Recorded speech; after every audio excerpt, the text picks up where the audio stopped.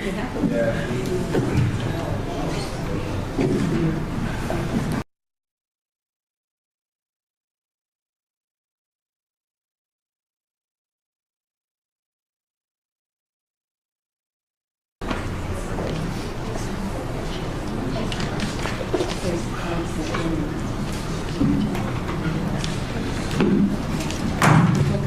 to open session. No action was taken in closed session. If we can please stand for the flag salute. I pledge allegiance to the flag of the United States of America and to the republic for which it stands, one nation, under God, indivisible, with liberty and justice for all.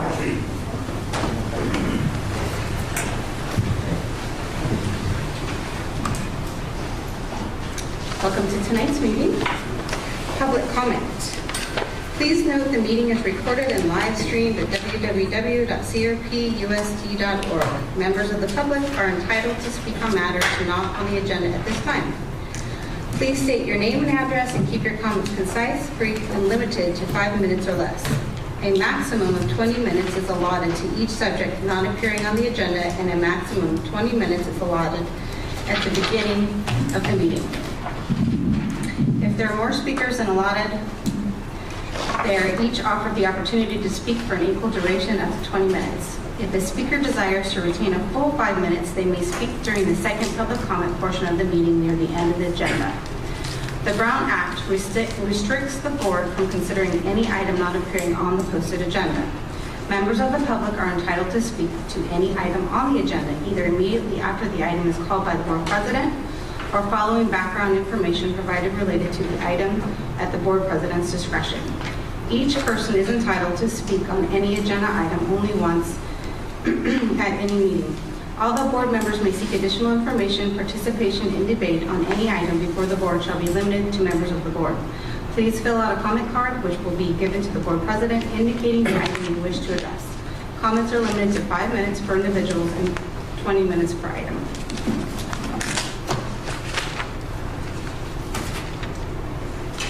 Lisa Burke or Tessa Burke? I actually have 2 items, so I'm not sure which one this is, if you could specify.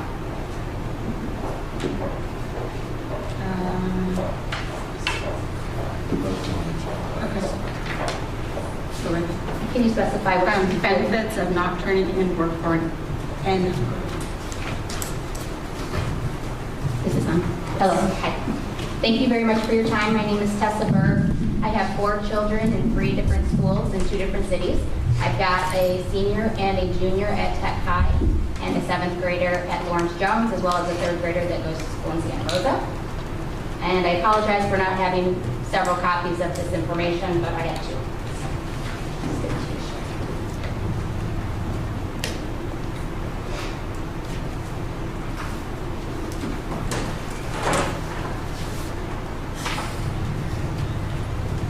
I received via email grades for 2 students. One is my child and one is another student. This was inadvertent. The teacher accidentally sent me someone else's grades. So I was able to compare the 2 students' grades for the exact same assignments in the same class. Unfortunately, my daughter had a 65. The other student also has a 65. My daughter earned 447 points, and the other student earned 360.5 points. The other student was missing 3 grades and received an N for not turning in the work. And so I would like the board, I understand you're not answering questions at this time, but my concern is that when a student receives 87 points more than another student, but is getting the same grade, it appears that there is no penalty for not turning in work.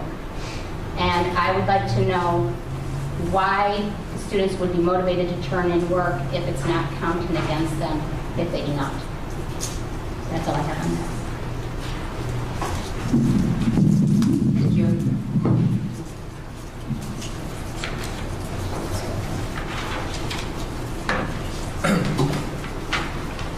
There you go. Hesselberg. Okay, and this is concerning my 7th grader at Lawrence Jones Middle School. We have told all our children not to participate in data mining surveys without parental consent. And he's a very smart boy, so he brought home the California Healthy Kids survey for us rather than turning it in. And I was not happy with some of the questions, including asking my 12-year-old if he's a homosexual or if he's straight or if he's transgender. I did not like that the survey is asking him his specific drugs that he's used, whether he's used drugs at school. My personal belief is that this is not appropriate to ask a 12-year-old. My concern is we were not given the option to opt out as far as I am aware. I also have an 11th grader at Tech High, and we were sent via email an option to opt out of this health questionnaire. And I think that that needs to be a district policy-wide, that parents are given the opportunity to opt out. And I do have two copies of the survey if you're not familiar with them. Thank you, Lisa.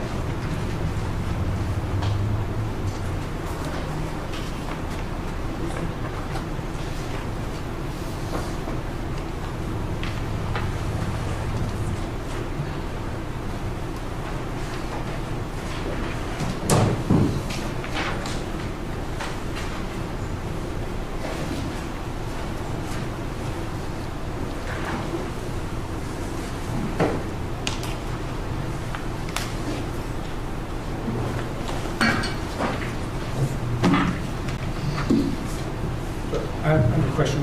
Can we get back to this as to what our policy? It sounds like one school gave the option to opt out and the other one didn't. So, Well, I would have to do some research. Yeah, we have it posted. It's not on the agenda. Yes. but I can ask for information. I'm not asking Yeah, to the best of my for a decision, I'm just knowledge, we asking allow anybody to opt out, so I Right. would have to find out what happened at Lawrence Jones or didn't, but I have no idea sitting here Yeah. tonight. So I would like just to find out, bring that back. Yeah. Okay. Dan Sheckler.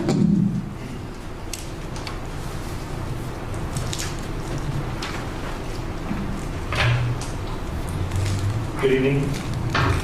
My name is Daniel Shacklet. I live at 825 CRPUSD. I'm here to speak on the grading policy. Can you hear me okay? I have 3 kids in the district, one at EXL at Lawrence Jones, one at 7th grade Lawrence Jones, and one at Monte Vista. My kids are happy with their education. They're having a great time. So this is my personal opinion. I grew up with a traditional grading system of 70% being a C. I went to Annalee High. I went to a junior college. I went to USF here in Santa Rosa. And I believe that what we have had traditionally has the bar set at a minimum to succeed in life. I believe that what the 4-point system or 5-point system, depending on what you're referring to, I believe it lowers the bar. I don't believe that getting a 0 should equal 59%. And what basically the 4-point system does is that if a child receives a 0, they're really not receiving a 10% or 20%. They're really getting the full credit of a 0.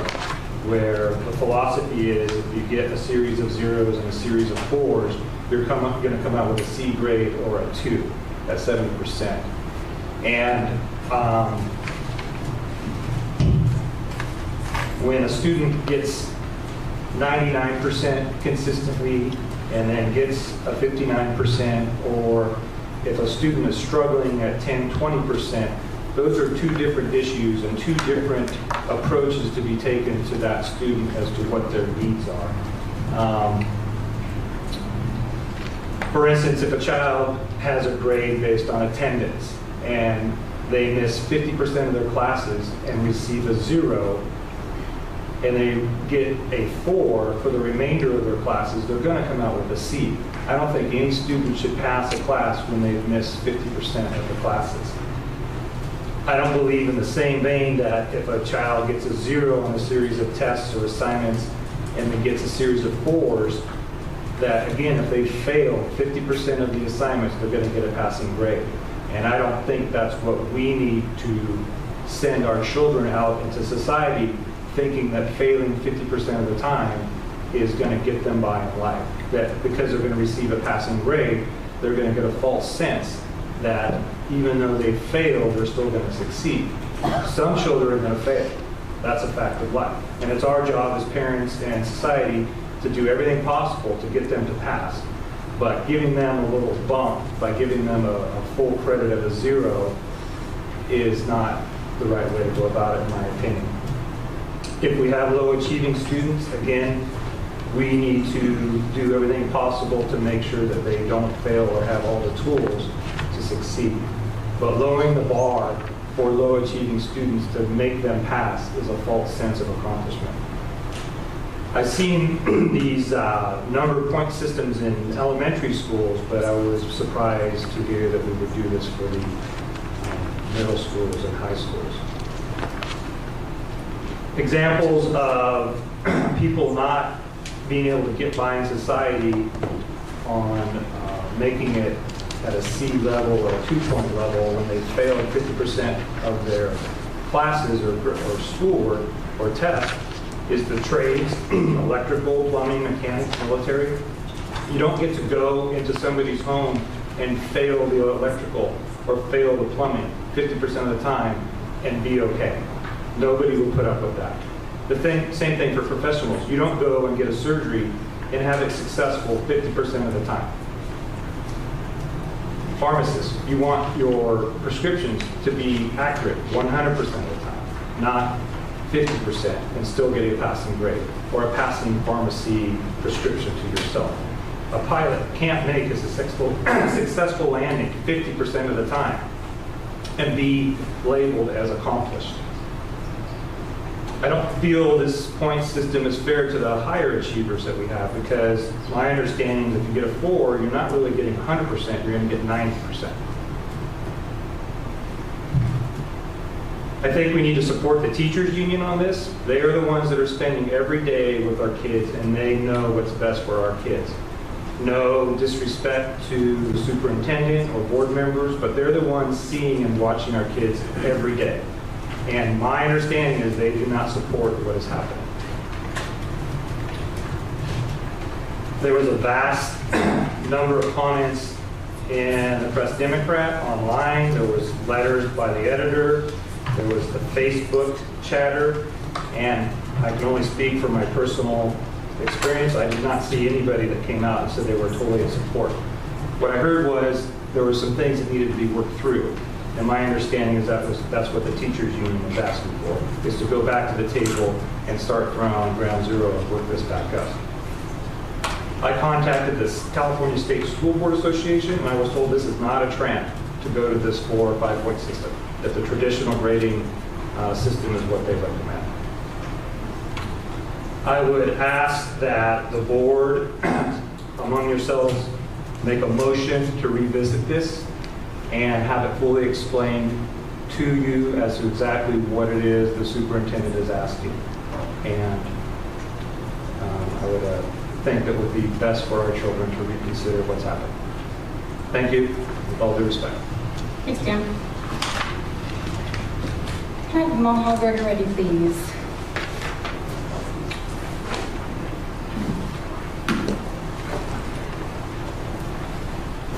My husband is just passing you some information, which is where I got the information that I have to talk about tonight.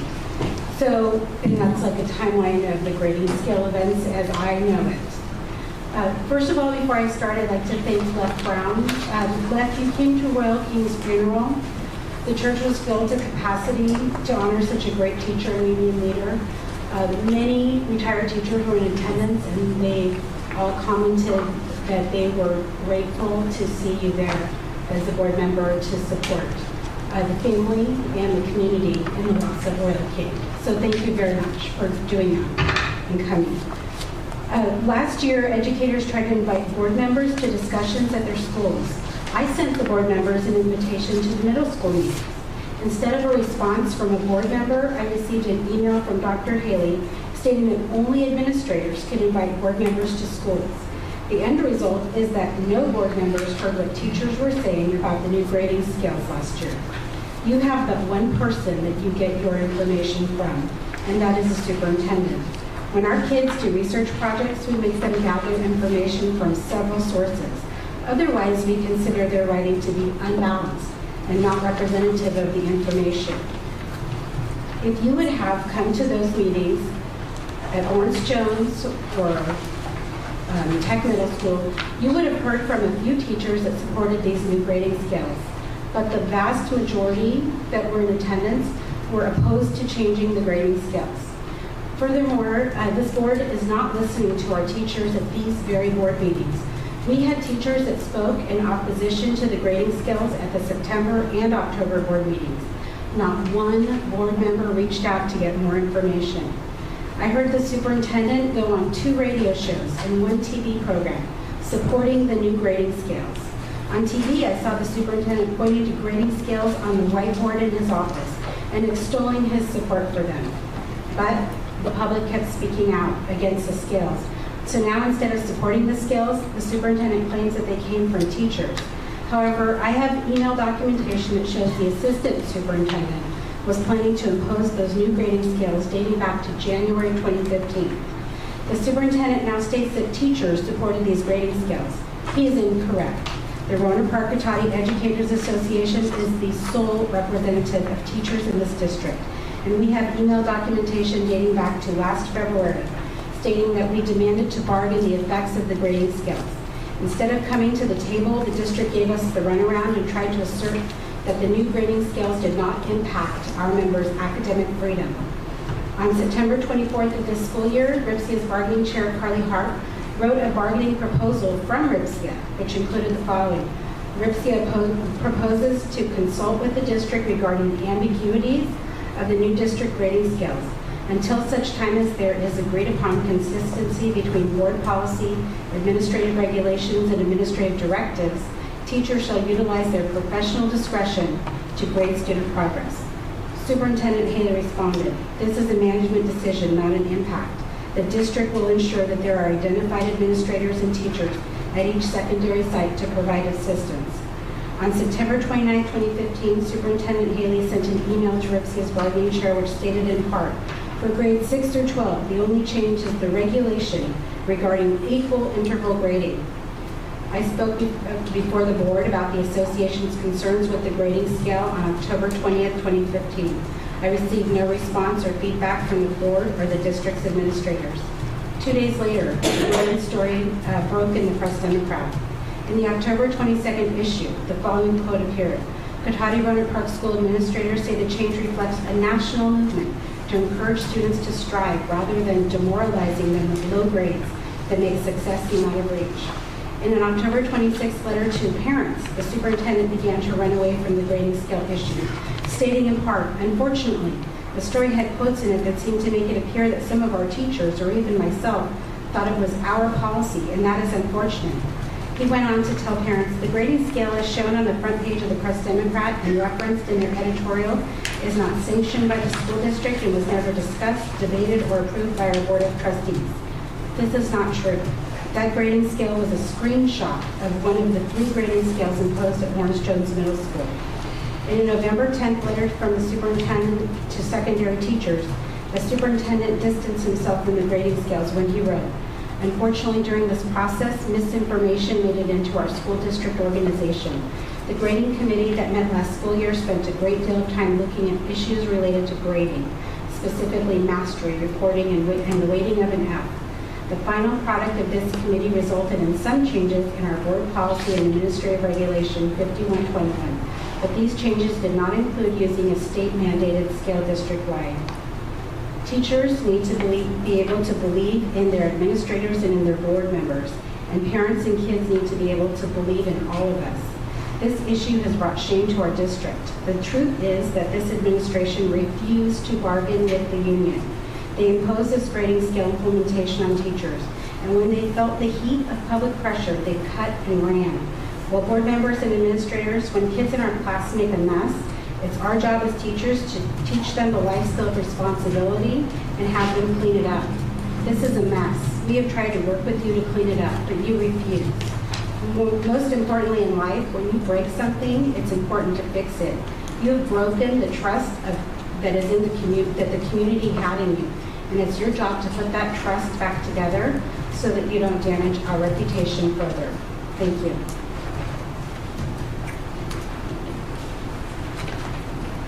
Item 6, presentations.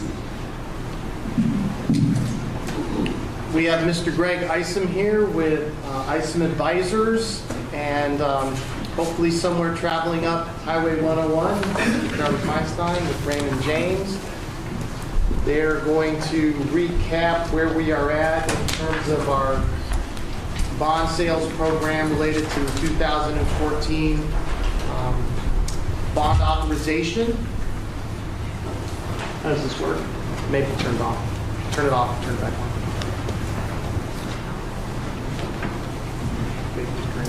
Or just turn it off.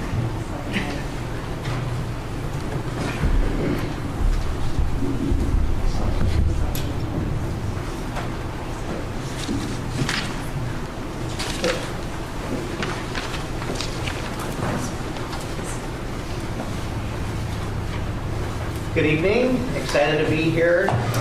Charlie from Raymond James is going to be disappointed that he drove all the way up. Missed it. So I'm here to go over the bond program review, the last sale that we did, and next steps, or where you can stand in the program.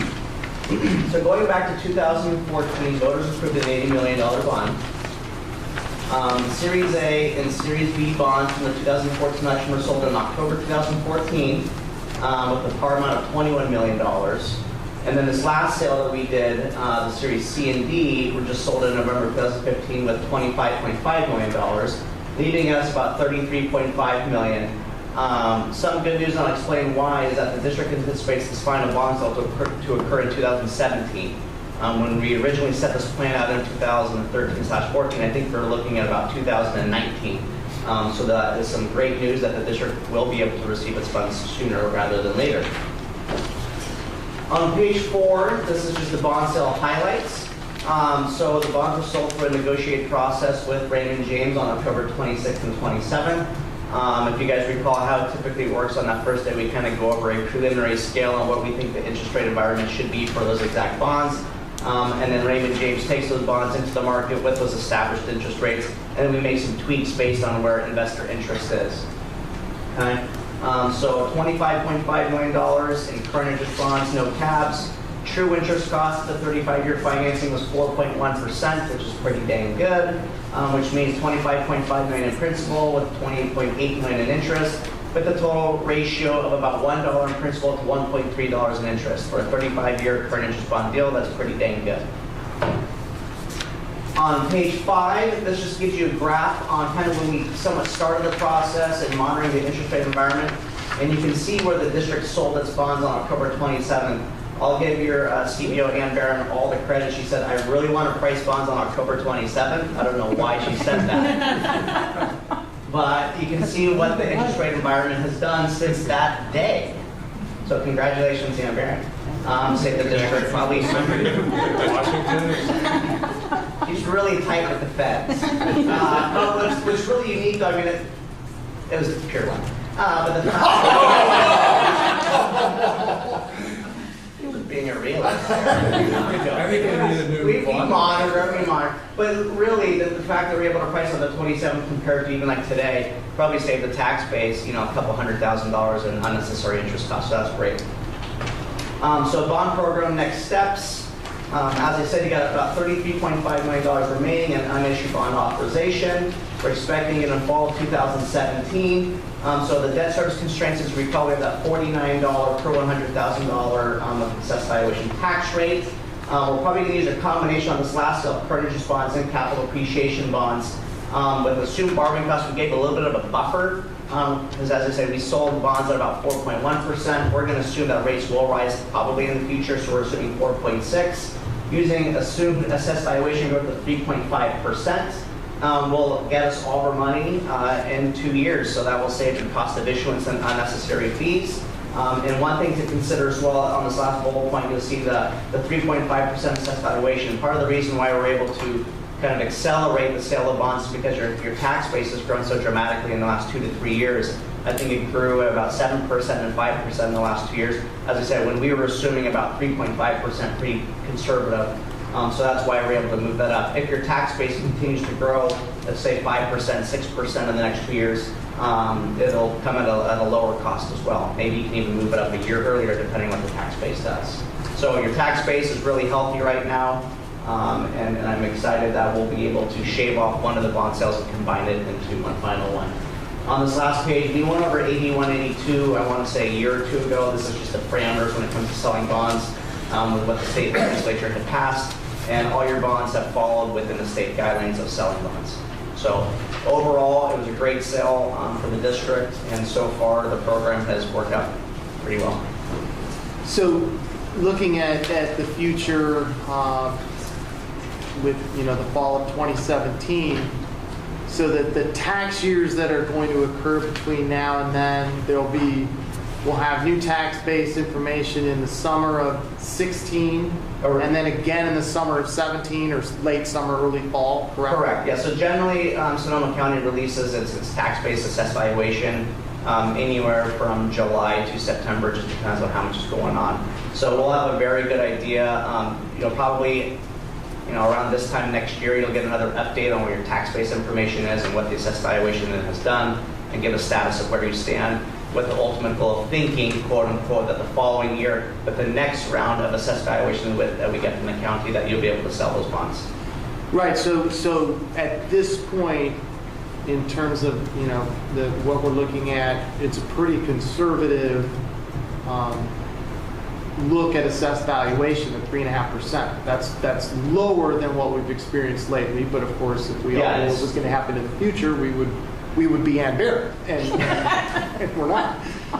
Yeah, I mean 3.5%. So our first indicator will be next a year before we even look to come back into the market. Correct. We'll know, okay, hey, it was 3%, we've got a problem here, or it came in at 5%, 6%, and even gives you more buffer. Correct. Yeah. So this, about August 2016, you'll have another update snapshot to give you an idea on, was it really conservative? Was it aggressive? It's not going to be aggressive, barring another recession, because as I said, the county still hasn't allowed all their.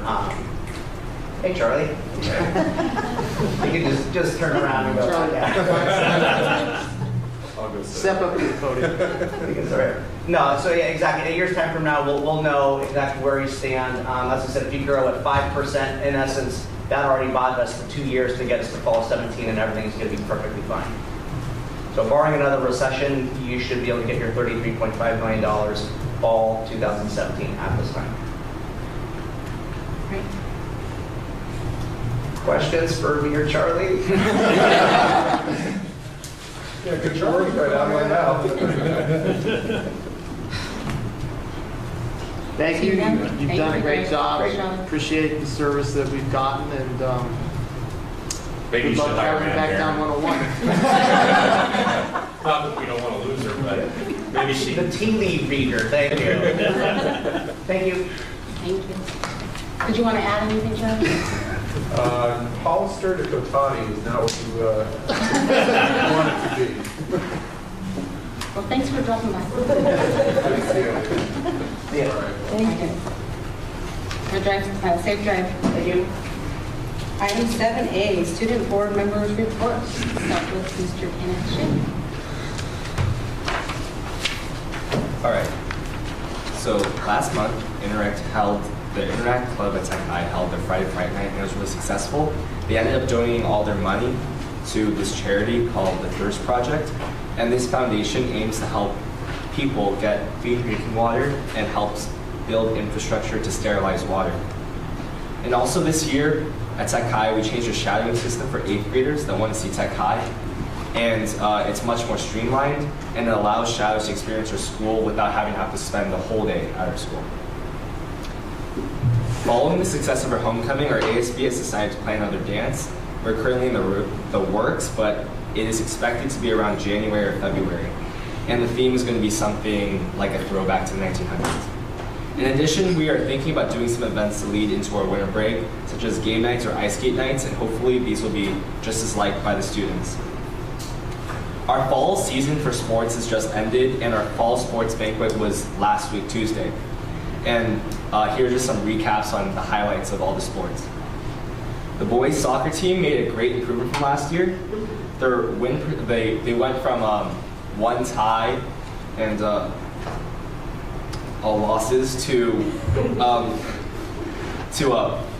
.500 win percentage, which was their best ever, and they finished off 3rd in their league. The girls soccer team advanced to the quarterfinals, which was in Middletown, and this is the farthest any Tech High sport has ever advanced to. They also had a very, very high win percentage with 15 wins, 5 losses, and 1 tie. And finally, the cross-country team just finished their CMC meet last Thursday. The girls team got 2nd place to Sonoma Academy, and the boys varsity and JV teams both got 3rd. Some notable medal winners include, and these guys are really fast, David Ramirez for varsity boys, and Iris Berto and Leia Haley for the girls team.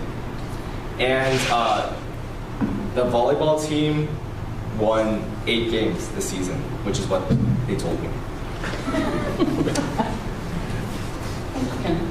Melissa? Our last month has focused on helping our community. We announced teams at break for our Pink Games in order to raise money for Breast Cancer Awareness Month. We finished our month of October by raising over $1,500 to be donated to Center Women's Health in Santa Rosa. We held our Ribbon Week, where we wore colors to spread awareness for issues such as bullying, suicide, and drinking. We began our Camp Food Drive last week and hope to match our goal from last year of 27,000 pounds of food to be donated across the street to NOAA. We had our annual Halloween competition which gave prizes for the funniest, most creative, scariest, and cutest costumes. Me and my friend won the funniest. We were Blades of Glory. We held our first chili cook-off during a JV football game, which had football goers trying 6 different chilies and voting for their favorites. This event was widely popular, especially in the away teams.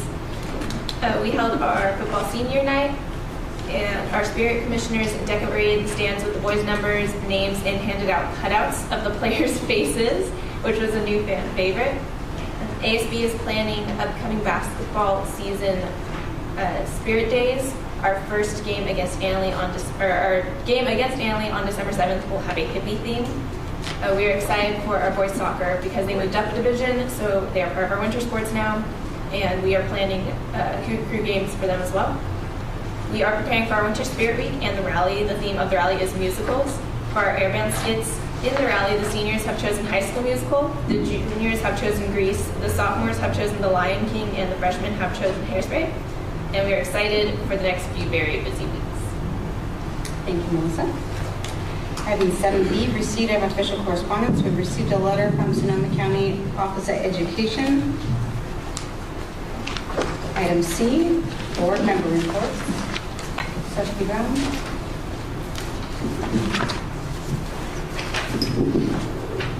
Bring us closer so I don't have to lean part into it. As Maha mentioned, I did attend Royal King's funeral service, and just want to comment a little bit about the service, a little bit about Royal King. I got to know Royal better after he retired and he was a substitute. I remember having several long conversations with him at football games and getting to know a little bit more about him. But what really struck me about Royal was his commitment and to service in his life. He was honored at the service by the Navy, so he gave time there. He gave 34 years to our district as a teacher. He and his other commitment, which was really moving, was his family. He was one of 12 kids, and from a smaller family of 2, you can't realize the power of a family and how it stuck together. And his stories and the stories of the family, there's a teacher side of it. I mean, Lanny spoke, and Andy Whitholm, and Kathy Guthrie spoke. I remember teachers from 20 years ago when my kids were in school. And I appreciated that, and talking about his contributions to the union and that, but what was really, that struck to me was his contributions and his dedication and balance of life to his family. And the stories of raising his kid in the hard love. And I didn't know that about Royal. I didn't know about how much he invested in his family and talking. I love the story about two kids living in a house and one having to pay rent and the other one not. And one paying rent, one didn't why, because he'd made some bad decisions and some tough love, and the successes. So that was really good. And then one other thing that made the service, even though the service was 2 hours, the music presentations from family and close ministers just were really soulful and heartfelt, and just really brought home the story of Royal's life. And there was one other item that escapes me, but it was a great service, 2 hours. I don't think I've been to a funeral that's been 2 hours before. But it went by so quick, but at the same time, it was just a tribute to one of our teachers, a tribute to one of our community members, a tribute to someone who served in the service. So I just want to thank Royal for his time, teaching here. As Lanny said, we didn't always agree when he was on the other side of the table, but I want to thank him for his contributions to our community, to his family, to our service. So thank you. Thank you, Trustee Brown. Trustee Farrell? I got to this month see the Rancho Band come play at Evergreen Elementary, and I know that they go there last in the day, but they still had a bunch of energy, and to watch them interact with the kids and play their music and see how many of them had come from Evergreen, it was really fun. It was a fun afternoon, a great way to end the day before Halloween. Usually I guess it's Halloween, but the day before Halloween. I also got to go this weekend to the Lawrence Jones Lion King play. It absolutely blew me away. The set and the costumes and the choreography, and Jill over there did such a great job with those kids. It was fantastic. Thank you. Trustee Gilardi? Yes. Okay. Trustee Orla? Yes. I'll second that. I saw the play as well. One of the best productions Jill Shack has ever done, in my opinion.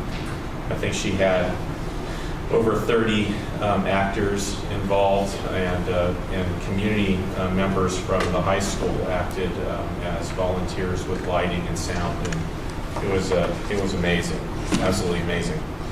I want to also recognize the band. I don't know how many people know this, but they were in a competition in Napa. They had to hustle to get to the playoff game Saturday night, so they were busy all day last Saturday, and I watched them hustle off a bus into the stadium, and they didn't miss a beat. They were on top of their game, and I expect we'll see them this weekend too. Let's see, a couple other things. I want to, there was a comment earlier about public trust. I just want to thank everybody who worked. I'm sure we'll hear about this again later, but we passed Measure B. And if that's not a signal of public trust, I don't know what is. With that, I'll send it off. Thank you, Trustee Orla. I had the privilege of meeting with quite a few teachers and discussing their thoughts and their practices on how they're grading in their classrooms, and found, what they're doing is what's best for their kids. And if parents have questions on how their children's grades are, then they need to contact their teacher and discuss what's going on in their classroom. And if they can't figure out what's going on by talking to the teacher, then they need to contact their principal. But we have fantastic things happening in our classrooms, and our teachers are doing a great job educating our kids, and it's just about communication. And if you need to know what's happening in your kid's classroom, you need to contact your teacher. Got to go to quite a few football games. Also wanted to make a note of the band. There's nothing more awesome than going to an away game and having our band there and told to rock it when the other side's got no sound. So nothing like a little Rancho Cougar pride to lead the way. So I think we have a great year coming to an end, and I'm looking forward to 2016. And I'm also very excited that the extension of Measure D has passed. So thank you for all those that have put in as much time and energy, and thank you to our voters to continue supporting the kids in our school district, because we can't do it without them. We can't, and I can't say that enough. Thank you. Okay, item D, Chief Business Officials Report. I don't really have anything new to report on the new housing. Brookfield has informed us that they're going to be selling off the first 3 phases to other developers. We're still hopeful we'll see new kids in houses before the end of the school year. There's roads going in. Curbs. Yeah, curbs are in. No, there's actual asphalt. Yeah. The other item, the treasurer's report is posted on the website. We're continuing to experience very low rates. Now that we have money with the county treasurer, we can be happy rates are going up, because we'll stand to earn more than we'll have to pay. So, other than that, I'll pass it away. Item E, Assistant Superintendent's Report. Thank you.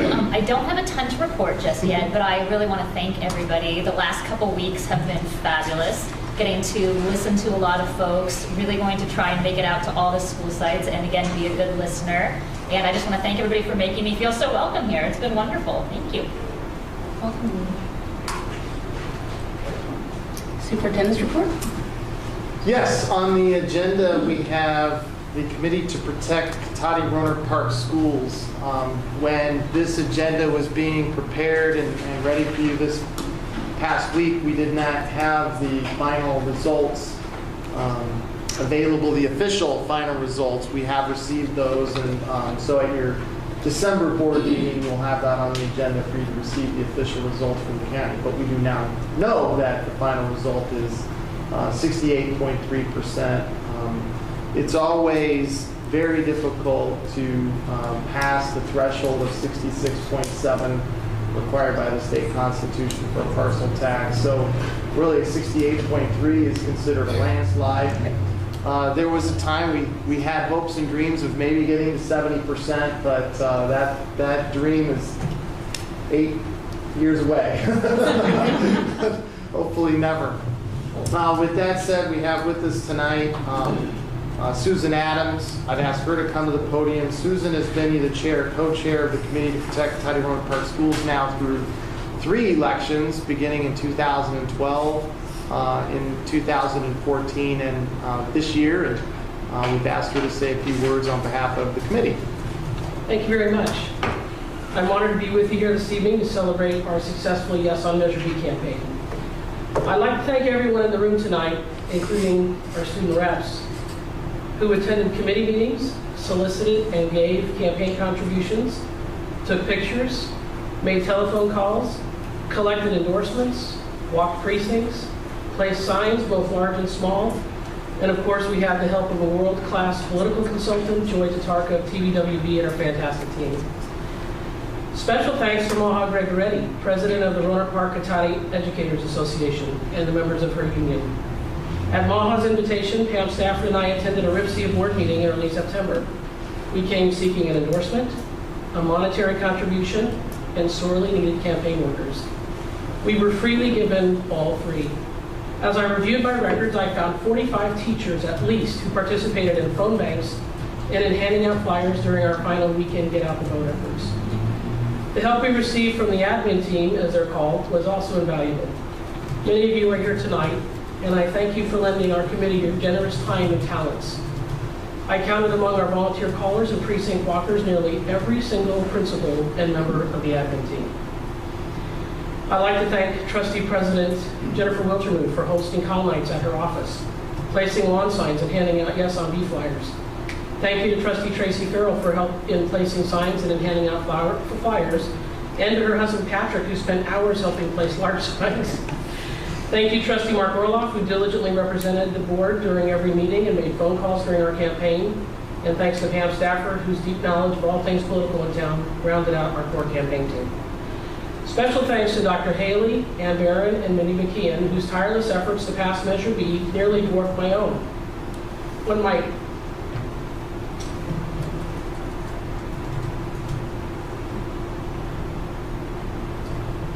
we should just skip this part.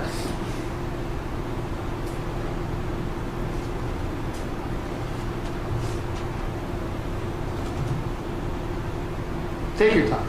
Deep breath. When my son was unexpectedly hospitalized in September, you stepped in and did your work and my work for almost a solid week. I was very touched by that. And again in October, when I broke my ankle, you stepped in and helped again with my workload. We are thrilled to have the backing of our community, which clearly supports and values our local schools. The voters of Cotati and Miller Park have been especially generous with our school district. In 2012, the voters gave you $6 million. In 2014, the voters gave us $80 million. And in 2015, in a clear signal that they trust this Board of Trustees and the administration and are happy with the district-wide changes, voters renewed our parcel tax and gave our district an additional $9.6 million. Think about that for a minute. That's $95.6 million. It's a breathtaking and sobering amount when you think about it. And I'm honored to have played a small part in raising those funds.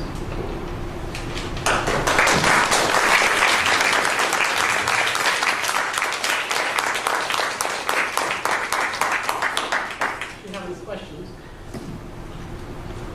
I would just, I'd perhaps give an opportunity if any trustees want to say anything. I'll go first. I just appreciate your hard work, your volunteerism. You and I have spoken quite a bit occasionally. We laugh about different things, and people assume you have some special place in the district, and maybe that's true because you show up and you work hard and you do things and you ask questions. And we joke about somebody who asked you, well, what's Susan Adams' ulterior motive? Great schools for her kids and the community, I think. I'm not sure what it is beyond that. I certainly admire your willingness to get in there and put in long hours for often little thanks, but certainly I can say I give you my heartfelt thanks. And it's tough to sometimes be out there in the limelight working hard for something, but you never shy away. So thank you. Thank you, appreciate it. I'll echo that. I think you're one of the hardest working people in this community as it pertains to our schools. I think we would have been hard pressed to pass the last three measures without your help. Obviously there are a lot of other people involved, but every group needs a leader, and you're a great leader. I'd also like to thank everybody else who has touched this process over the last, since 2012. I think it's noteworthy that with what seemingly are small groups of people, we're able to get very huge results. Specifically, I'd also like to add, Dr. Haley, you spent an inordinate amount of time on this election. Not that you didn't spend other election times, but when Susan went down for the count.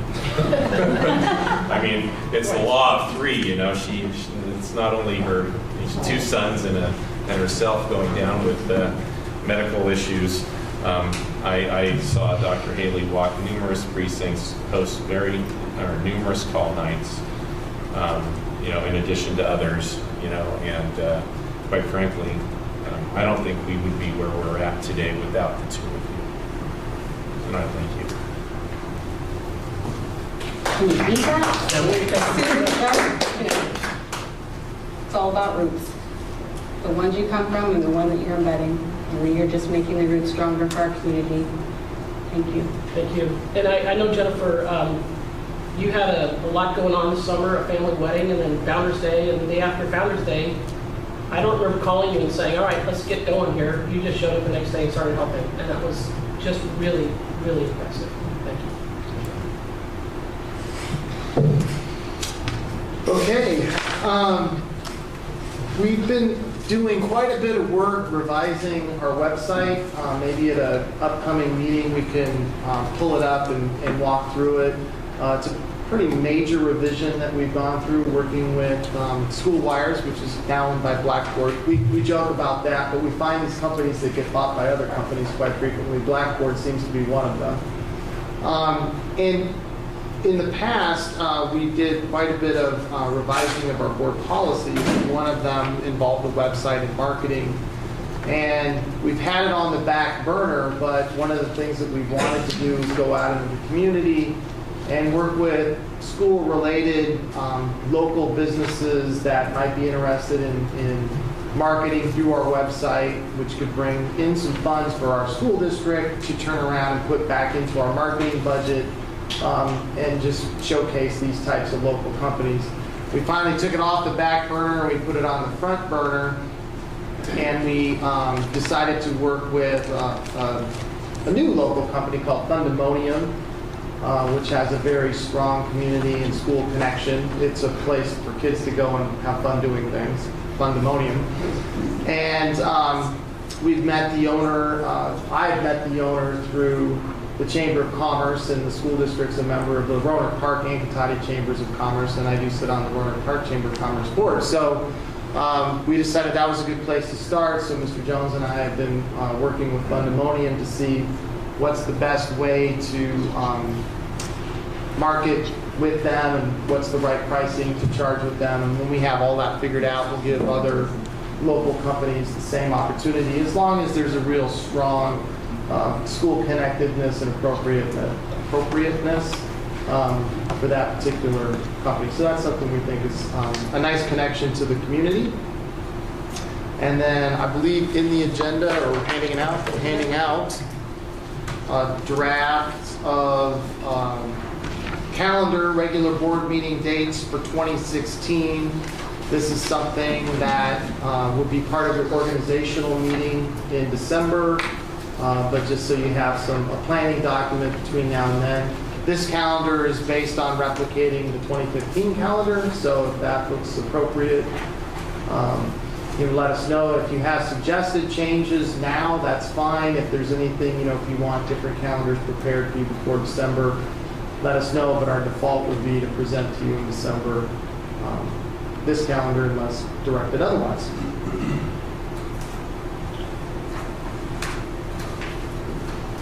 In the category of other, I continue to enjoy getting out to school sites. Recently visited Lawrence Jones on their shortened Wednesday. Visited almost all of the schools. I think next on my list is going to be to get back over to Thomas Page Academy. Yes, and now that the punch list there is getting very small, to see what they're doing. I go over there quite frequently and sneak in and around and look at the signage and see how things are progressing, but enjoy spending a morning there, and then perhaps a lunch there on a Tuesday and get to interact with the staff and get their perception on our new buildings and our modernization project. So it's always a good time. Great. Thank you, Dr. Haley. Item 8, consent agenda. Can I get a motion to approve item 8A, B, C, F, H, I, and J? So moved. Can I get a second? I'll second. All those in favor? Aye. Any opposed? Motion carries. Item 8D. So I have a question about the lease and in the lease addendum number 2, and then point 67, if you could just clarify to me. It says, due to the delay in occupancy, the base rent escalations outlined in paragraph 54 of the lease will be modified with the schedule below. So originally we expected to take possession of the premises in Martin that are going to house a new maintenance facility back last spring. Right. Because remediation had to be done for mold and other issues, we have just in the last few weeks taken possession. As part of our negotiation of the lease, we had a period of free rent, and then there was a schedule of what the rent increases would be. I didn't feel and was not willing to agree to give up that time at those lower rates, the free rent period and the lower rent period. So when we revised the lease to reflect the fact that we took occupancy later, I wanted it made very clear that the rent escalation would be postponed into the future, that we were not giving that to the landlord. So that's what that is about. Okay, thank you.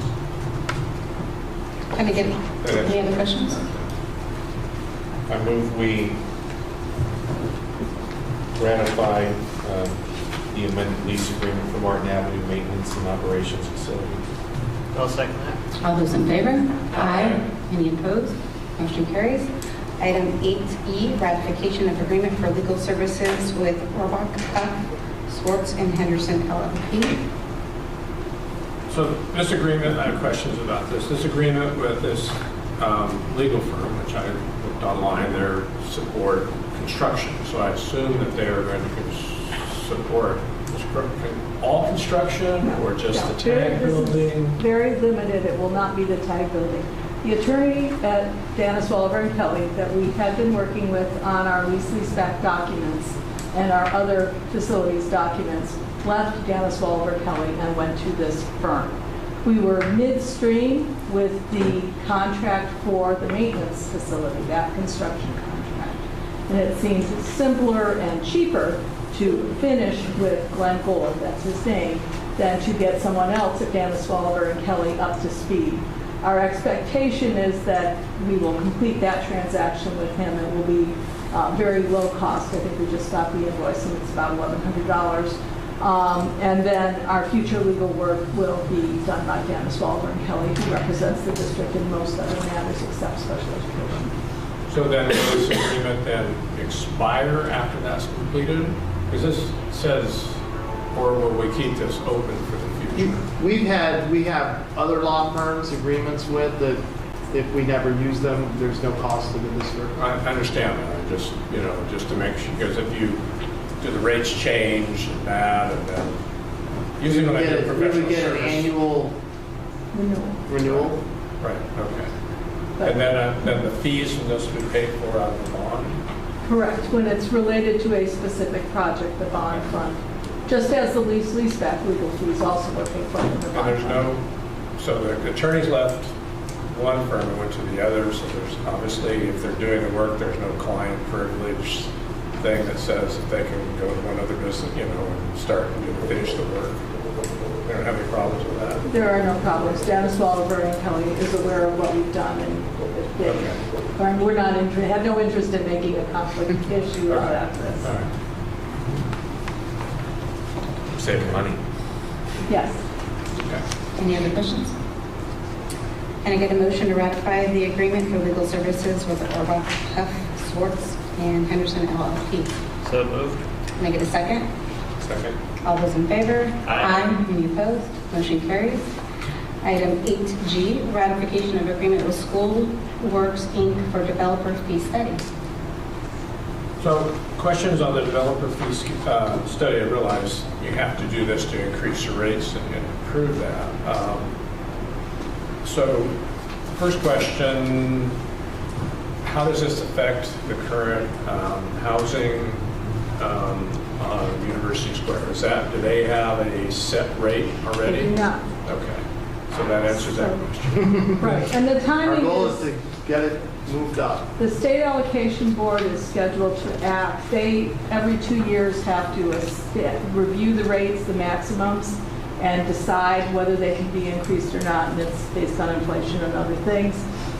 They are scheduled to do that in January. Because we are about to have developers coming to pay fees, we want to move as quickly as possible to increase the rates.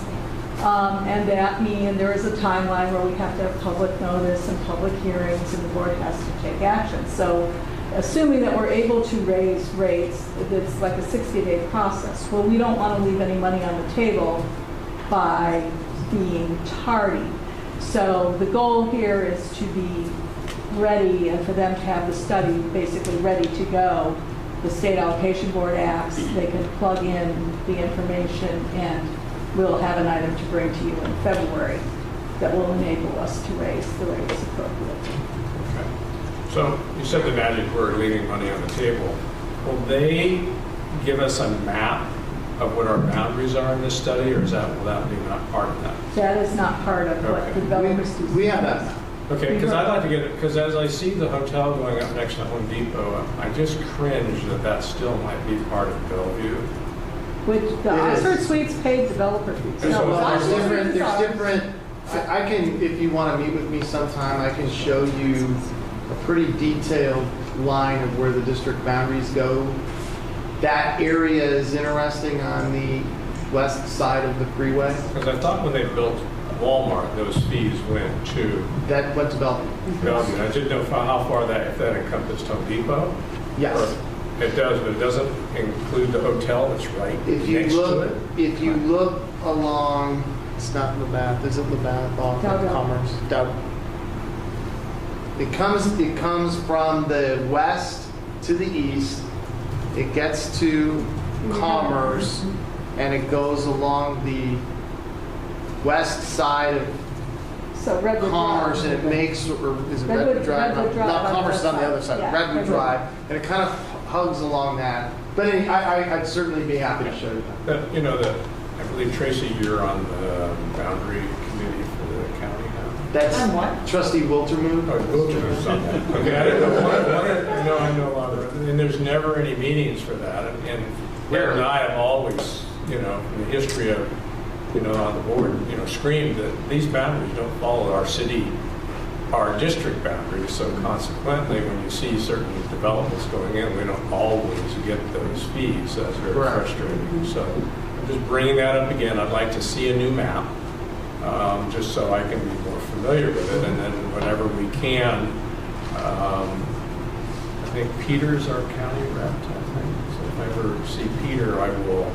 remind him that, you know, that boundaries should, at least in my opinion, should follow city boundaries too, so that the taxes, you know, come back to, It's another item we've had on the back burner. right. The district last went through the reorganization process in about 2005. It may not have been resolved until about 2006.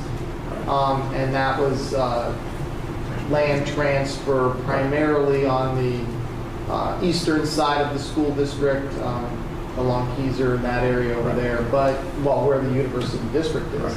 And actually would be instructive because that process was led by the owner, Brookfield, Right. not the school district. The school district signed on to support it. So we do have two really critical areas that we're looking at. The northeast specific plan area, which is the area adjacent to the university district on the other side of Keyser Road. That's currently still, you walk about 50 feet from Lawrence Jones Middle School and you're in Santa Rosa City High School District and Bellevue Union District. So we really believe that that land should appropriately be in Cotati Runner Park.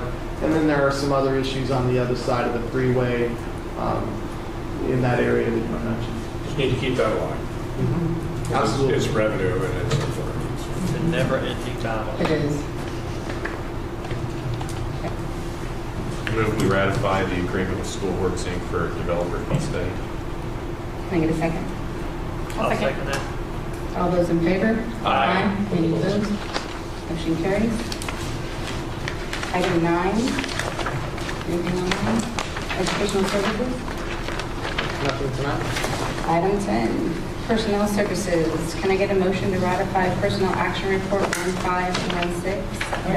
I have a question. So, on 10A, right? So do my forecasting at work.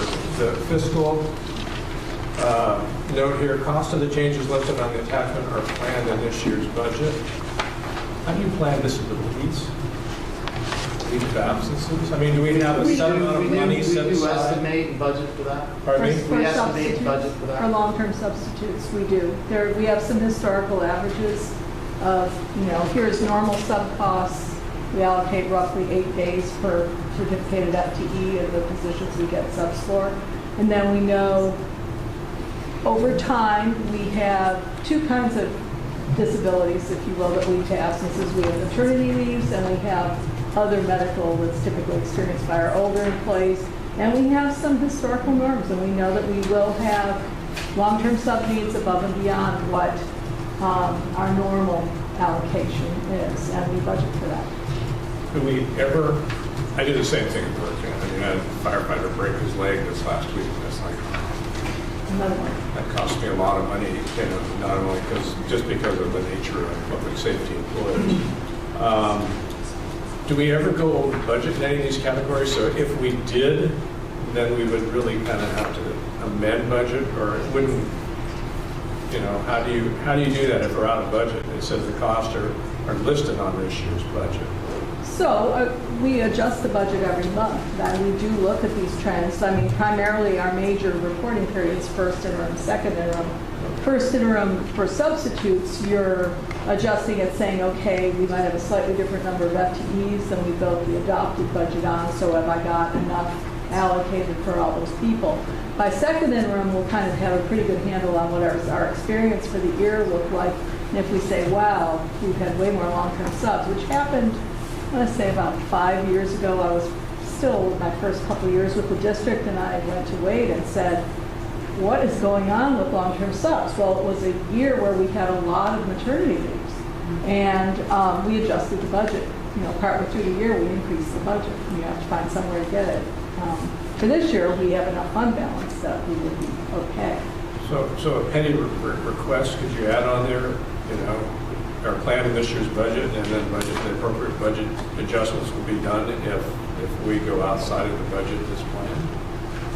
I can reword. I mean, that's just verbiage. I mean, for me, it says, okay, the plan, but, you know, we talk about, you know, fluctuations. I don't know if our fluctuations. Well, what we do, the converse would be when it's something discretionary outside of the budget, that's where we usually note it. Right. So in other words, if it's an employee going out on a leave, it's not discretionary whatsoever to the district. We'll have to take money from somewhere else to support that, even if that budget's depleted. So usually then when it's something, if we're adding a new position, if we're changing something that, hey, that's going to result in a change to the budget, then we highlight that. Because I know we've got the high school, due to the shortage of teachers, we've got a 1.2. You know, because we couldn't fill that, but I understand that 0.2s added up to FTEs we used to have. But we said medical. Yeah, no, all right. Understood. See your Yes. point. Can I give a motion to ratify Personal Action Report 1516-4A certificated? So moved. Can I get a second? I'll second that. All those in favor? Aye. Any opposed? Motion carries. Can I get a motion to ratify Personnel Action Report 1516-4B classified? So moved. Can I get a second? Second. All those in favor? Aye. Any opposed? Motion carries. Item 10C. Can I get a motion to approve declaration of need for fully qualified educators? Move we approve the declaration of need for fully qualified educators. Can I get a second? I'll second that. All those in favor? Aye. Any opposed? Motion carries.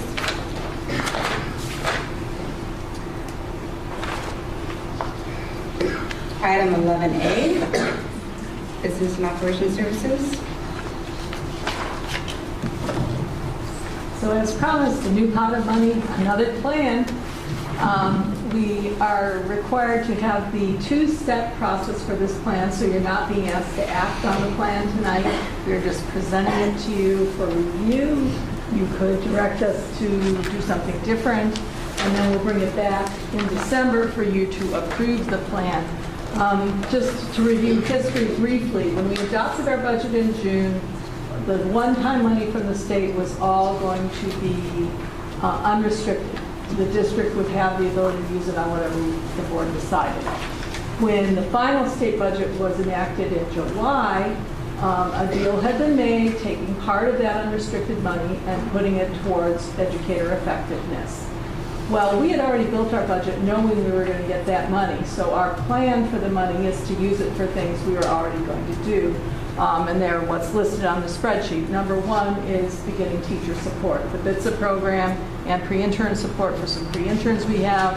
The other item that we're planning is to do a professional development for teachers and administrators tied to the state content standards, previously called Common Core, because they didn't do another round of Common Core funding. And it is money that we have 3 years to spend. We're getting $457,000. So I always like to spend the money sooner than later, because you don't want to get to that final June and say, uh-oh, we've got $20,000 we're going to have to get back because we didn't spend it. And Thus far, we have not had that problem. no, I was wondering. I would never let that happen. But you know, if we have the money now, let's use it now. And then these things will be ongoing needs of the district, so you will use either unrestricted general fund dollars or unrestricted lottery dollars to fund them going forward.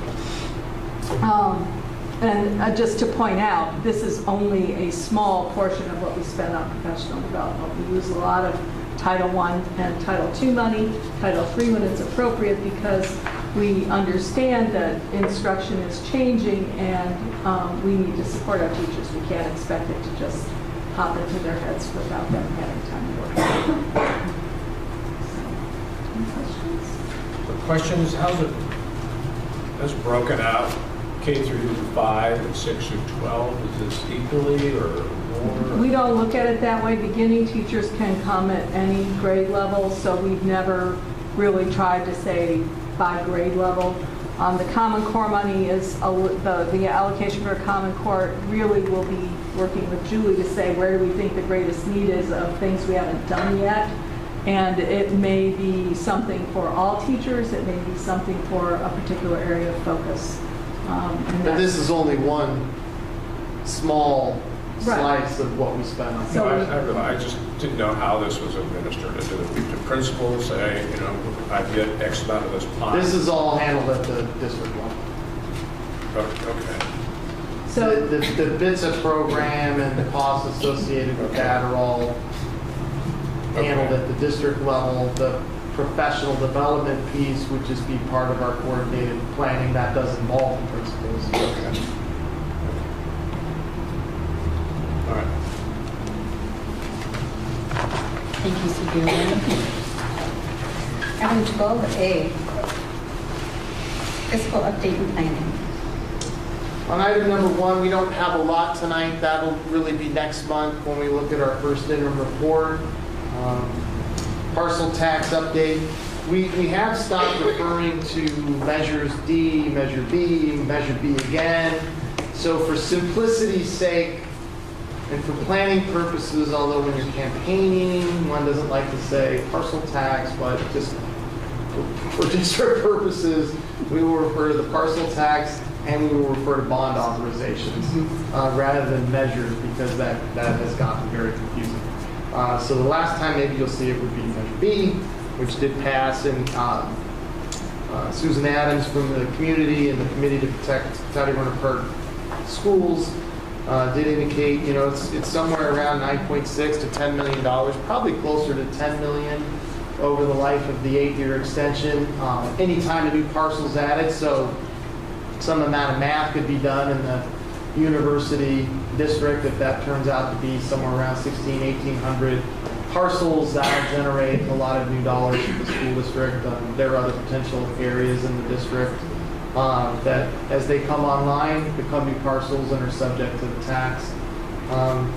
And then conversely, as more people hear about it, we have had a few more exemption requests. quite a few. Quite a few. So that's Quite a few, but negative still side. at $89 a piece, it takes a lot. We'll still get work for $2 million. So somewhere around 10 million is probably a good People look at the demographics.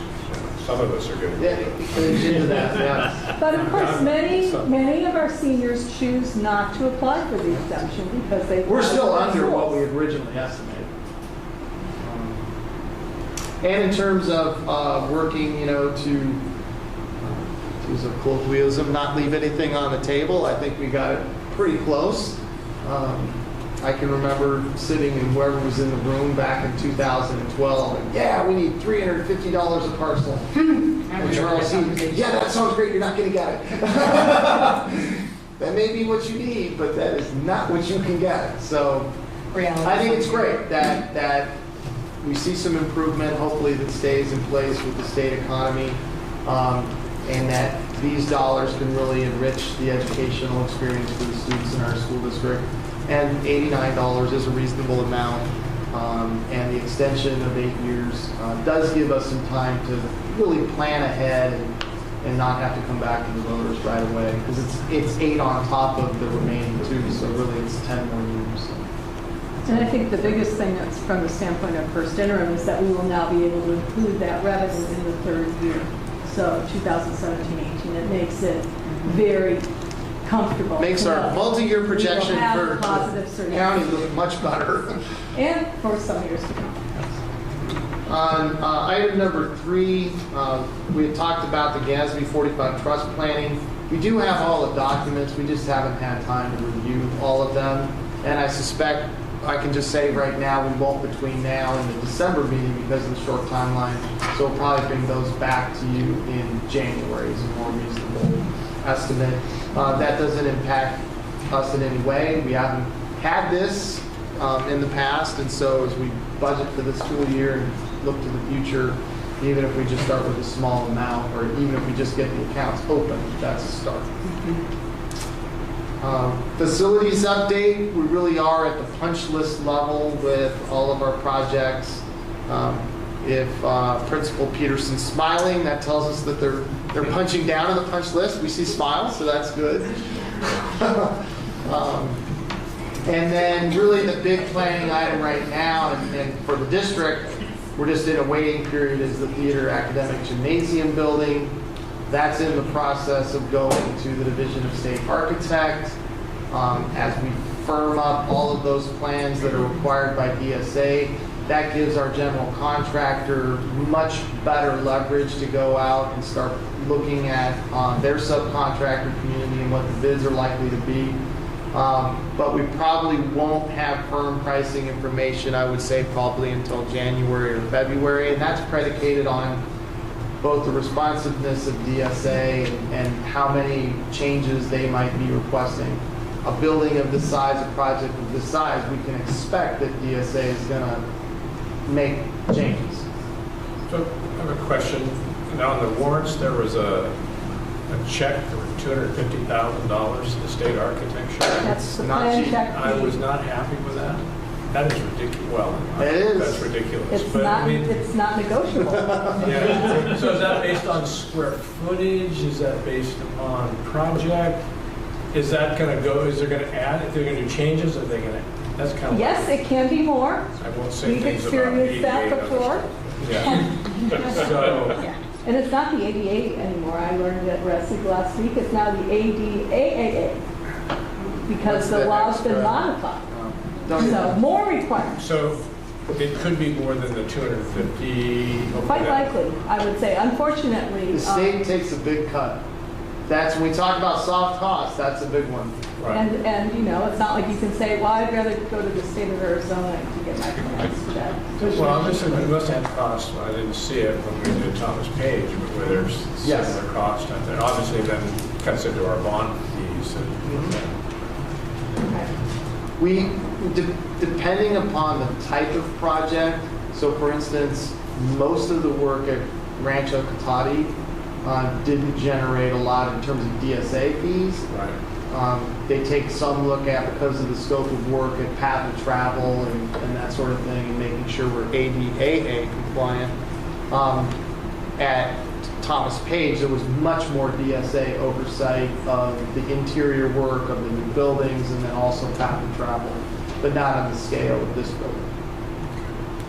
And the state surely is going to show us what value you're getting from their review, so they will have to make changes. There will be changes. Yes. Hopefully those changes won't cost us lots of money. Generally, the changes cost more. The state rarely gives suggestions of cost savings items. It's like, we would like you to double the amount of concrete in this footing. Good luck with that. Thank you. Then we have for you this month's enrollment report. We continue to track pretty well above where we were a year ago, and that's great.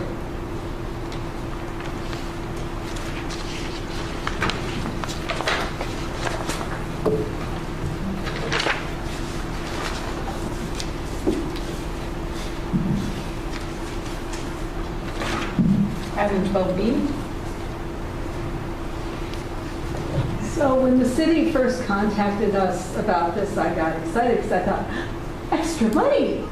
No, it's not extra money. So the city has two buildings. The city's a successor agency to the redevelopment agency. When they sell the buildings, the Department of Finance has instructed them, they need to have a revenue sharing agreement that spells out how all the taxing entities are going to receive the money. So they have this agreement, and it's been through legal review, So we're getting about, I don't know, $163,000 potentially. Our share should be 38%. But it's not additional money. It will just reduce our state aid. It counts as if it's any other kind of property taxes. But we still need to do our part in signing the agreement. So what we're asking for is the board to approve the resolution that will allow them to sign the agreement and move this forward. So otherwise, the money sits in the escrow account forever. So question, it reduces our state aid. Where's that money? Because I know cities have been fighting, with this. Does that reduce the state aid so the state doesn't have to pay a lesser amount to us? Where's that money going? Well, the state keeps it, and then it's in essence one-time money that ends up in their ending fund balance that is available for them to reallocate when they do their budget for 16 to 17. It's similar when we used to talk about the revenue limit. Right. And so we had a $1 revenue limit, and this represented, 3 cents of it or something. The state would just give us 3 cents less than. With LCFF, it's a little bit different because but that aspect of it pretty much it's still the state says, okay, you're owed $1, but because you got 2 cents from this, we're only going to give you 98 cents. I'm just curious, are there other pieces of property that the city owns that fall under this thing? So we could see this again, and then it's just going to have a neutral effect. Anything that the city put into their redevelopment area that they use redevelopment funds or their state funds to purchase. Right. That's what this is. So basically, the state said, I gave the city money to buy this to do redevelopment. Now the redevelopment funds have been eliminated. You're selling that, so the money's actually going to come back to us, but it's going to be spread out. The city is losing those funds too, and there's lawsuits and stuff, pending on that. So there could be some parcels in Cotati still, and some parcels of debt still. Yeah, I think there's, the city had a whole plan, and Cotati has their plan, and I think there's another maybe 4 pieces of property that can still be sold, so. But we just do our part. It is a resolution. Yes. Can I get a motion to adopt? That's my favorite thing. Sorry, I won't do it again.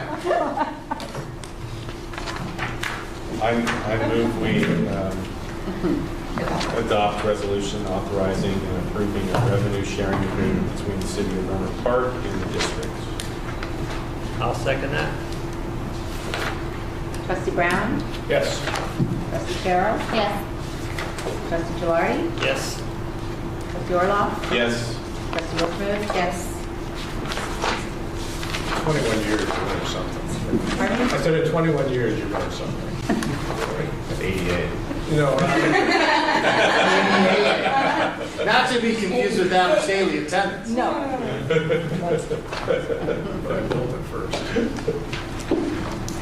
Item 12C.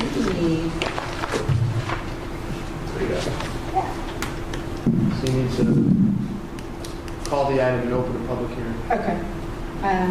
Public hearing to discuss Frito High School charter renewal petition and direct staff accordingly. Let's go to public comment. Well, if it's okay, I'll give a brief introduction, and then I'll call on the representatives from Frito Charter High School. So, a charter school seeking renewal of its charter is encouraged to submit its petition for renewal to the board sufficiently early before the term of the charter is due to expire.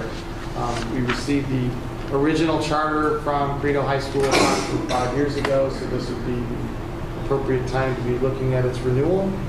Each renewal granted by the board shall be for a period of 5 years. Renewals shall be governed by the same standards and criteria that apply to new charter petitions as set forth in Education Code. The board shall consider the past performance of the charter school's academics, finances, and operations in evaluating the likelihood of future success, along with plans for improvement, if any. The board shall deny a renewal petition only if it makes a written factual finding setting forth specific facts to support one or more of the following grounds. The charter school presents an unsound educational program for the students enrolled in the school. The petitioners are demonstrably unlikely to successfully implement the program set forth in the petition. The petition does not contain an affirmation of each of the conditions described in Education Code. The petition does not contain reasonably comprehensive descriptions of the charter provisions in Education Code. The charter school has failed to meet at least one of the following criteria of academic performance described in Education Code. There are too many for me to list. With that said, you've all had delivered to you previously the charter renewal petition that we received from Credo High School. I believe it's within 30 days. We are required to have this public hearing. I think we're okay, or if not, we're pretty close. Want to thank Mr. Romer, the executive director.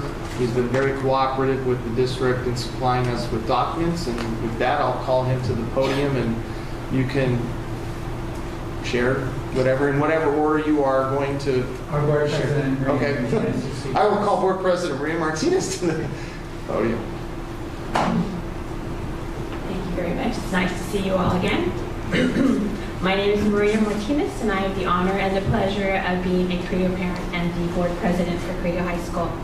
A longtime proponent of Waldorf education, having a public Waldorf-inspired school has allowed my son to complete a curriculum that spans a 12-year time frame.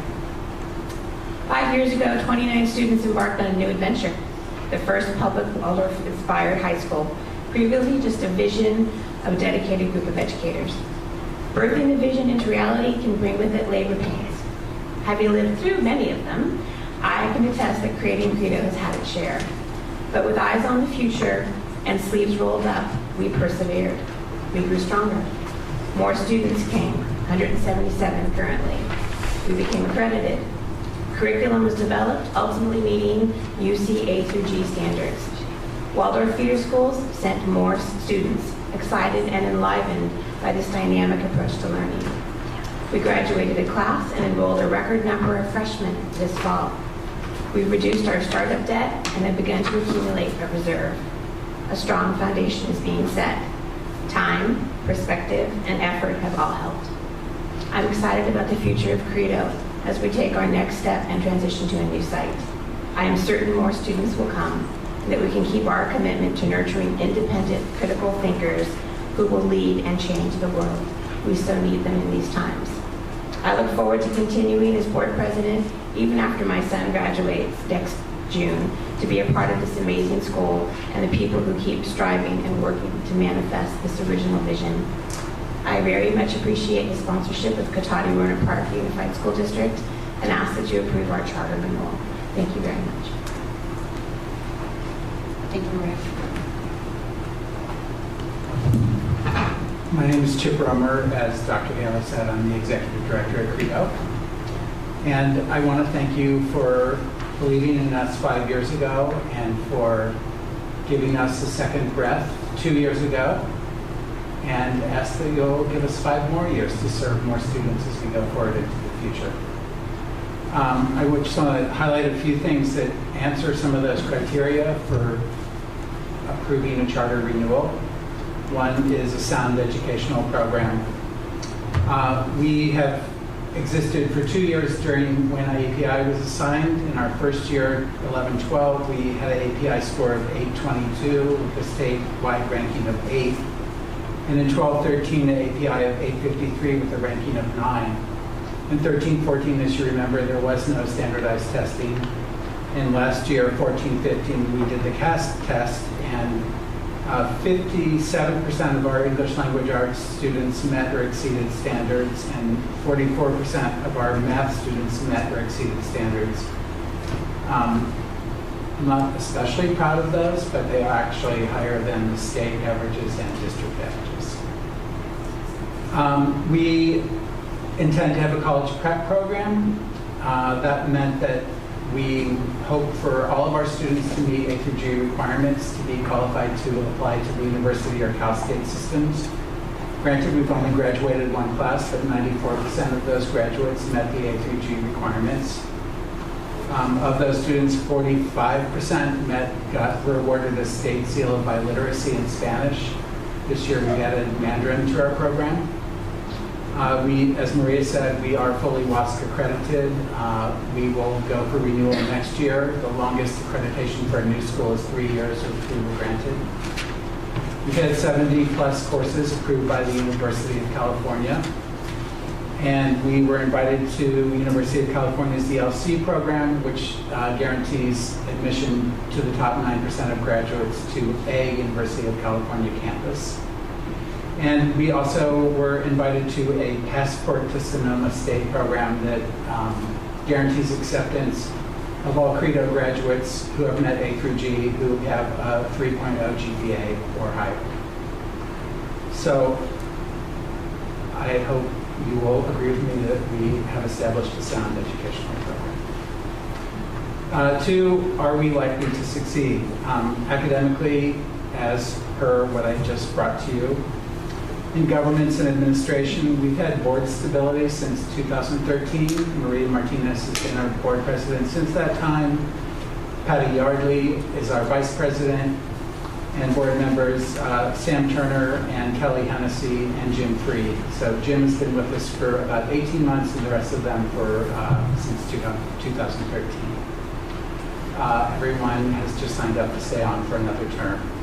Administratively, I'm still here. Tom Schaefer, our education director, who has been with us since 3 years prior to the opening of Credo, is still with us. We have stability and some growth in our administrative team. Financially, we are growing our way into financial stability. As Maria said, we currently have 177 students. We anticipate 240 students next year that will be graduating a small senior class and bringing in a larger freshman class. We have, I believe, 76 or 77 freshmen this year. We expect to have 90 freshmen next year. We have a balanced budget, and we have for a couple years now. All of our state startup loans will be repaid by January of 2016, and we will have a 5% reserve by the end of this fiscal year on June 30th. Facilities is a big question. Many of you know or remember that a big attraction for us to be authorized by this district was because we have always desired to be located as part of the Sonoma Mountain Village development, which is now rebranded as SOMO Village. And the attraction for us there is the model sustainability program. It has some of the most stringent sustainability commitments of any development in North America. And when our development team discovered this was happening here in Sonoma County, we felt like it would be a great opportunity to locate a school within that community so that our students learn, live by, and adopt those values over 4 years of being a high school student, and then disseminate those values out into the world. So we've been working closely with the One Planet Community nonprofit, which is headquartered in London, but spends lots of time in Roanoke Park, and with the Cotting Enterprises, which is the lead owner of the development, to move into an existing building on that campus by this summer. So we are moving forward. We have an architect that we like very much, who we actually started working with about 7 or 8 years ago, and we thought we would land there in the first place. So the circle comes back. And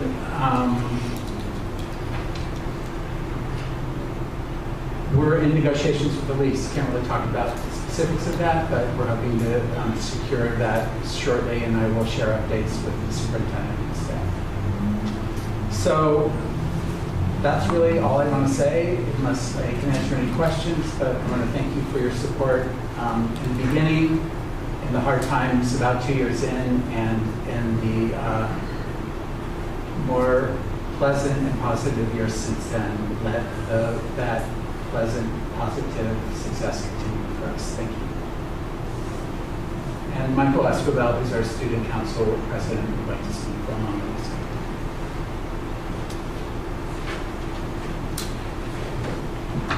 Hello, Paul. Nice to see you guys again. My name is Mario Martinez Escobar, and I'm the aforementioned son of Maria Martinez and the aforementioned student council president of Credo High School. Credo is more than just a school. For me and many others, it's a home. It's a place for kids like myself to blossom and truly express who they are. And I have done that day in and day out, along with a lot of my friends, most of them. I have thrived in the encouraging hands of Credo High School and its incredible program and incomparable faculty. I have achieved a 4.0 GPA with endless opportunity for leadership because of the Credo curriculum and community. I've been allowed to explore my passions for the arts and athletics. This is not just me. All Credo students have each thrived and blossomed in their own respect. The wonder that is Credo High School has allowed them to do this. I want this to be available for all students who wish to attend Credo High School because it has truly changed my life. And the meaning and importance of Credo High School in my life, I cannot express.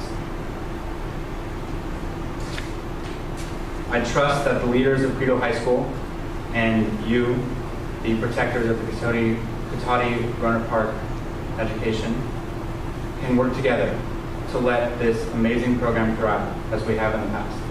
Thank you for your time and your help. Thank you. Trustees, do you have any questions?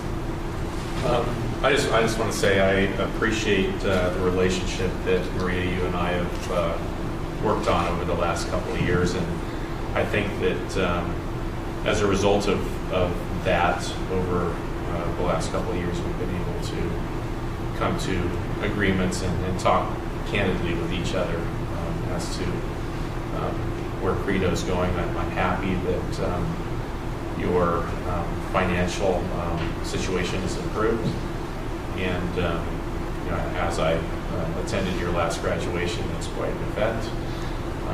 But good luck with SOMO, and I'm sure we'll see you again. I just want to make a comment. Like Marie said, 2 years ago, went through some dark times. And I think that it was a part of the process that actually, I think, brought better understanding between Credo and the school district. And it was, there was a lot of, I think, hard feelings, but I think we all grew from that. And just as you're thriving, we're thriving, and I think it's good for the community, and we're both moving forward in a positive direction. So, John, well done. Just a comment. I welcome the alternative program that you know adds. Not all kids learn the same way. Not all kids prosper in the same environment. So, I see this as another alternative. I see this as another program. It takes time from startup to be successful. Those were tough years, those first years, and I'm glad that you've been successful. I'm glad that you're producing responsible, educated young youth in our community as we're doing this. And I see it as a viable alternative, and I hope you continue to grow as we continue.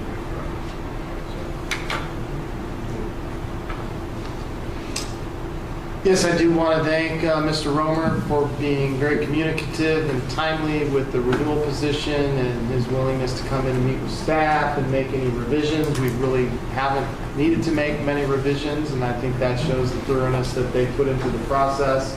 I would add that a few weeks ago, I had the opportunity to visit the school. I was with our Director of Facilities, Josh Savage, ostensibly to look at the facilities and understanding the terms of the lease coming to an end and what we'll need to look at in terms of reopening Richard Crane as an elementary school.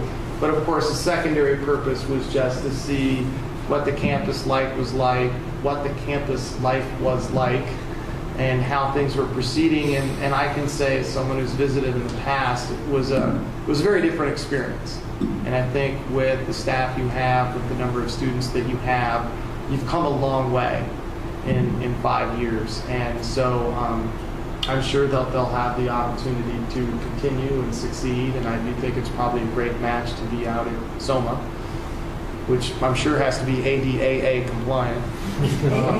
And you'll want 3 days? Yes. I'm still short of A, ADAAA, and they'll want their high ADA with their class of 90 coming in. Procedurally, this was a hearing that we've opened, that the board president will be asked to close. We're not taking action tonight. We would bring back to you at a future meeting an action item to review the petition. We don't see any problem with them meeting this criteria from a staff point of view. Close public hearing. Item 12D, call for nomination to the CSBA Delegate Assembly.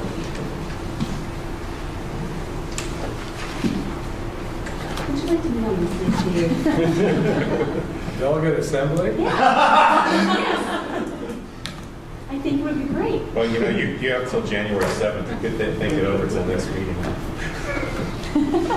They really need somebody that's, you know, understands the All three of the A's. So, if you're a delegate, it requires you to attend a number of these conferences and stuff. Again, you have till January 7th. So you can use it sometime. I know of one person from up north that is thinking about this. I haven't heard of any others that are going forward. This is currently my seat that I vacated. And we don't have to have a nomination because every school district that's part of CSBA in Sonoma County has an opportunity to nominate someone. So if you want, we can have this again in December. So I think it's still time. Sure. So we'll have it again in December. We'll let you think about it. Okay. Item 12E, acceptance of gift donations to schools in the school district. Looks like at Evergreen, we received a monetary donation from the PTA in the amount of $4,000. John Reed received 22 books from K. Volega for $176. Thomas Page Academy had a monetary donation from the Community Foundation of Sonoma County of $2,000. And CRPUSD received monetary donations to teachers at various sites from the John Jordan Foundation in the amount of $630. So our grand total that we received was $6,806. Can I get a motion to accept our wonderful gifts, donations? Can I get a second? I'll second. All those in favor? Aye. Any opposed? Motion carries. Item 13, public comment. So I have Josh Todd. Welcome, Josh. Thank you. Good evening. I'm going to talk about the grading policy that's either in or not in existence. This seems to be kind of confusing. There's an article in the Press Democrat which printed the grading scale, that 2020 grading scale of 80 to 100 to an F and so on down the line. And so I emailed Mr. Haley several times. We went back and forth, and he said that that's not the grading policy, that's not the grading system, that's not in effect. In fact, the grading scale is shown on the front page of the Press Democrat and referenced in their editorial. It's not sanctioned by the school district and was never discussed, debated, or approved by our board of trustees. It is disappointing how quickly a falsehood can spread. I hope when people read something that this as preposterous as what the Press Democrat wrote this week, they would trust their instincts and know that that's not true. And so based upon that email and the other emails I received and talking to the administrators at Rancho Cotati, they said this is not the system that's in effect. I went online a couple nights ago to check my son's grades, and in his English class, he has several 85 out of 100s, and they're all listed as an A- as a letter grade. So the percentage is 85 out of 100, the grade is an A-. Then going to another class, he's got 20 out of 25 or an 80%, and that's listed as an A- as well. And then he has 15 out of 20 or 75%, and that was listed as a B+. And so I'm really confused as to if this is not sanctioned by the board, if this is not a grading policy, and this shouldn't be in effect, and why. In fact, he, in his one class, he has several zeros because the teacher hasn't updated the system yet. And his grade at this point is a 30% and it's listed as a D. And so I'm just really confused as to why, the discrepancy between the emails, the press releases, the rebuttals, the TV interviews, the radio shows, and things like that, all denying this grade scale's in existence.